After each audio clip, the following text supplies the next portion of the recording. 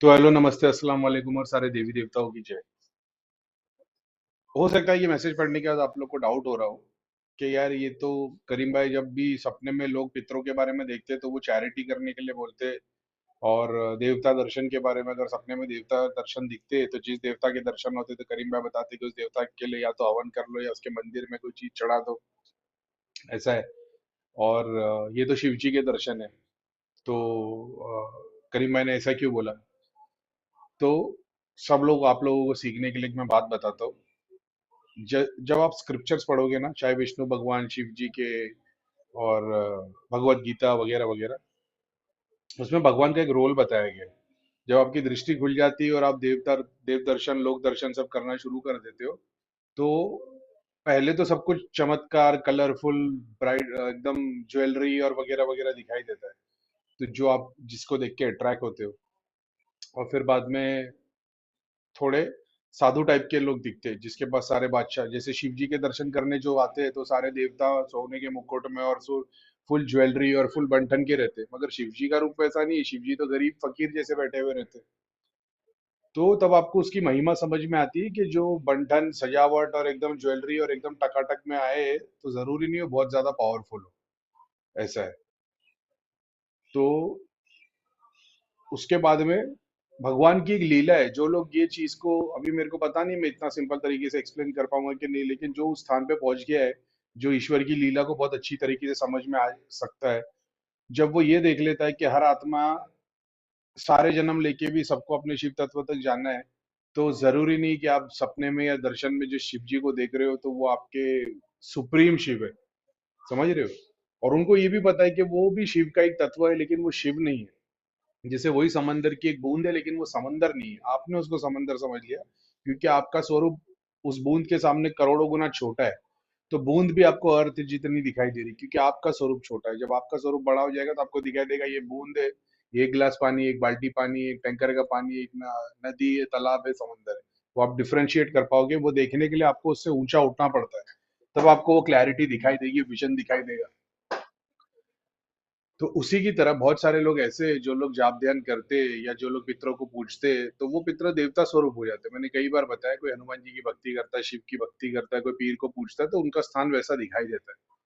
तो जब आप, जरूरी नहीं है कि जब शिव जी को देख रहे हो तो वो एग्जैक्टली शिव है कि नहीं। और शिव की एक महिमा है, कृष्ण की एक महिमा है। एग्जाम्पल के तौर पे कोई मेरे को बोले, भैया मैंने देखा मैं पब में डांस कर रहा हूँ, मेरे साथ में शिव जी और पार्वती माता भी है, तो वो बंदा झूठ नहीं बोल रहा, वो बंदा सच बोल रहा है। लेकिन जिसको वो बोल रहा है, वो जो गुरु स्थान पे, वो समझ सकता है कि हाँ हाँ बात सही है, तूने जिसको देखा वो शिव पार्वती नहीं थे, वो तेरी सिद्धियां थी या तेरे भोगी पितर थे, जिन्होंने सारी जिंदगी भगवान का नाम नहीं लिया लेकिन कर्म करते चले गए। तो उनको मटेरियल बेनिफिट में रिटर्न मिला, तो पितृलोक मिला है, तो पितृलोक में भगवान का नाम नहीं ले रहे, वो वहां भी इंजॉय कर रहे हैं। ऐसा है, क्योंकि उनको वही चाहिए था। भगवान को तो जो मांगोगे वो देगा ना। ये वैसा है। आप बोलोगे मैंने देखा कि कृष्णा भगवान बाइक चला रहे थे, तो वो कृष्णा भगवान बाइक नहीं चला रहे थे, क्योंकि वो, ऐसा नहीं इम्पॉसिबल है कृष्णा नहीं कर सकते, कर सकते हैं, लेकिन वो इतना सुप्रीम है कि वो इतनी छोटी सी चीज में इन्वॉल्व होगा नहीं जब तक वो नहीं चाहे। और क्या उसका मकसद वो है कि वो तुमको बाइक चलाते हुए दिखना चाहता है? वो चाहता है कि वो अर्जुन की तरह तुम्हारे सामने आ जाए, तुम्हारे सामने जैसे शिव जी आ गए और तुम्हारी सृष्टि का विनाश कर दे, और तुम्हारे को वो एस्ट्रल आत्मा के लोक का ध्यान हो जाए, दर्शन हो जाए। उसका मकसद वो है। वो तुम्हारे को बाइक पे घुमाने के लिए भगवान नहीं आया। और उसका दिल करेगा तो वो आ भी जाएगा। लेकिन जब वो आएगा ना और भगवान जब तुमको दर्शन देगा ना, तब तुम डाउट में नहीं रहोगे कि मेरे को शिव जी ना ही तुम किसी को बोलोगे, तुम वो सुप्रीम ब्लिस के एक्सपीरियंस में तुमको क्यों मालूम है, क्योंकि अभी है ना तुम तर्क कर रहे हो। एग्जाम्पल के तौर पे तुमने शिव जी के दर्शन किए, करीम भाई मैंने शिव जी का दर्शन किया, वो रियल है कि नहीं? तो ये तुम डाउट में हो ना, मतलब वो रियल नहीं है। क्योंकि जब वो दर्शन होंगे ना, तो तुम्हारा एक एक एटम इस बात की गवाही देगा कि मैंने आज ईश्वर के दर्शन किए। तुम्हारा सिर्फ ब्रेन नहीं, तुम्हारे एक एक एटम, तुम्हारे अंदर का एक एक कण वो गवाही देगा कि नहीं भाई, मैंने आज ईश्वर के दर्शन किए, मैंने आज भगवान के दर्शन किए और सुप्रीम कॉन्शियसनेस के दर्शन किए। और वो विजन में नहीं है कि तुम देखोगे, वो एक एक्सपीरियंस की बात है। जैसे कोई बोले कि भैया मैंने गूगल को देखा कि भाई वो ट्रेन में जा रहा था, तो आपके सामने एक छवि बनाई गई, ये उस तरीके से। तो भोगी पित्र, बहुत सारे स्पिरिट्स, देवता, ये शिव जी के और अलग अलग देवताओं के रूप में नजर आते हैं। इसका मतलब ये नहीं वो शिव है। तो तुम जाप कर रहे हो, ध्यान कर रहे हो, भोग चढ़ा रहे हो, और उसके रिजल्ट में तुमको वो दे दिया गया। मैंने सार्केज्म में वो लिखा हुआ इसके लिए मैसेज, क्योंकि ये बंदा जो है बहुत मेहनती बंदा है। मगर उसकी एक तकलीफ है कि वो अपने पितरों को ही पूज रहा है और उनके घर पे वो स्थान बने हुए हैं, गुरु का स्थान बना हुआ है आज से नहीं 4 साल से। और हर बार उसको वही चीज में रिटर्न आ जाता है। और ऐसा नहीं है तो वो दृष्टि भी खुली है, एक्सपीरियंस भी किए उन्होंने, और बहुत सारे लोगों के हीलिंग और इलाज के लिए भी काम कर लेता है। लेकिन मैंने उसको बता दिया था कि ये तेरे ही परिवार में से भोग लेते हैं, और फिर वो रह रहे कि उसके फैमिली में प्रॉब्लम भी आती है। लेकिन तुम्हें मैं क्या ही बोलूं। तो अब ठीक है, वो उनकी मर्जी है वो, लेकिन मेरे को अच्छा नहीं लगता ना कि मैं चीज के पीछे इतना टाइम डाल रहा हूँ और फिर बाद में रिटर्न में वही चीज है। तो तुमने शक्ति दे दी, अब वही भोग लेंगे, अब वही तुम्हारे बच्चों के अंदर से आके चॉकलेट और जूस और सब खाने का भोग लेंगे, बीवी के अंदर बीवी का भोग लेंगे, तुम्हारे अंदर से तामसिक गुण के भोग लेंगे। क्या मतलब हो गया? सारी जिंदगी वही करके मरने के बाद उन्हीं के पीछे खड़े नजर आओगे, अपने ही परिवार को परेशान करोगे, फिर परिवार की तरह और चेक कराने जाएगा, उसको बुलाइएगा, तेरे पितर तेरे से नाराज है, उनके नाम पे दिया चढ़ा, दूध रख, पानी रख। वो फिर से वही करना चालू करेगा जो तुम करते थे, और फिर आने वाली पीढ़ी वही करेगी, तुमको पूछेगी, फिर वो भी मरने के बाद तुम्हारे पीछे खड़ा हो जाएगा। ये एक साइकिल की तरह लूप में चल ही रहा है।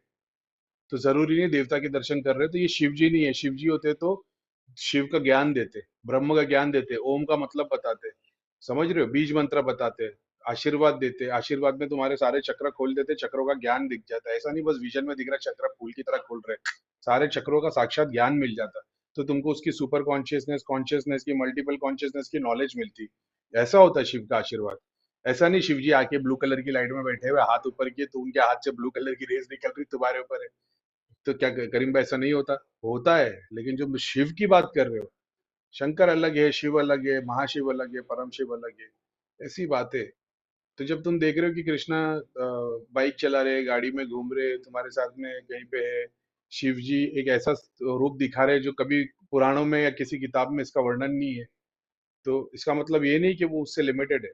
किताब में भी बाय मतलब सालों सालों में ज्ञान आया है। तो एक जगह पे बताया गया था शिव जी ने बोला, दूसरी जगह पे बताया तांडव किया, तीसरी जगह पे गया नटराज रूप में किया, तो उन्होंने भी बताया। लेकिन बहुत बेसिक चीज जो ऐसी ऐसी चीजें होती है ना, इससे एग्जैक्टली समझ में आ जाता है कि ये शिव दर्शन नहीं है, ये जो घर की भोगी शक्तियां थी वो जो जाप भी करते होंगे, लेकिन ये उनका रिजल्ट देने का तरीका है। ठीक है, तो होप मैंने इसको क्लियर किया होगा। तो इसके लिए जब पितरों के दर्शन हो, पितर तकलीफ दिख रही है, तो उनके ऊपर चैरिटी कर देना चाहिए, बहुत ज्यादा बेनिफिट मिल जाता है ऐसा है। तो खैर ठीक है, होप आपको समझ में आया होगा कि मैं क्या बात कर रहा हूँ, ताकि आप भ्रमित ना हो पाए कि आप देवता देख रहे हो कि भगवान देख रहे हो कि दूत को देख रहे हो किस रूप में देख रहे हो, ऐसा है।